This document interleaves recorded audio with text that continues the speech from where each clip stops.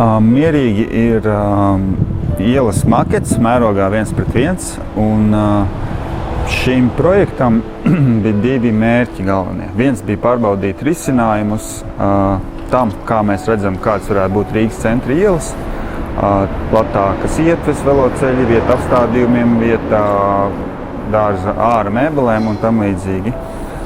Un otrs mērķis bija parādīt faktiski vietas potenciāli slēpto, nojaukt stereotipus par to, kādas ielas ir un ka tur nekas cits nevar būt. Makets pretstatā vizualizācijai nemelo. Viņš ļauj telpas lietotājiem piedzīvot īstā laikā, īstā vietā piedāvātos risinājumus. Makets arī iesaista tos iedzīvotājus, kuri ir vienaldzīgi attiecībā pret līdzdalību šādos procesos, jo maketam nevar paiet garām. Un, ja iedzīvotājs ir iesaistījies savas telpas veidošanā, viņš jūtas par viņu atbildīgāks, viņš viņu jūt vairāk kā savējo. Daudzi domāja, ka šis projekts ir tikai par velosatiksmi. Tā gluži nav.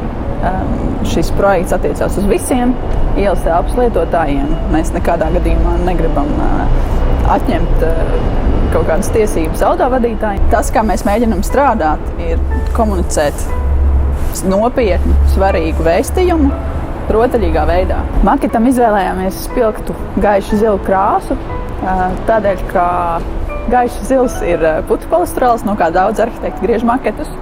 Un Miera ielas vidē, kur ir varbūt mazliet vairāk pelēcīga un ar kaut kādām dzeltenīgām un rozīgām mājām, ir skaidrs, ka zilā krāsa izcelsies. Mierīgi nav tikai priekšlikums vienas ielas risinājumam. Tas ir priekšlikums arī plašākiem plānošanas prakses procesiem, jeb kā viņus vajadzētu mainīt. Viskodolīgāk pilsētu plānošanu droši vien varētu raksturot ar frāzi visi vēlas uzlabojumus, neviens nevēlas pārmaiņas.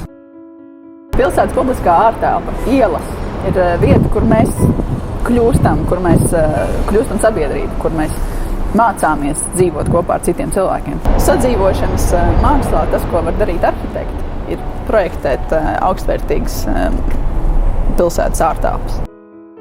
Mans lielākais gandarījuma brīdis šajā projektā bija, kad mēs sapratām, ka pieklājībai neviens nevar pretoties.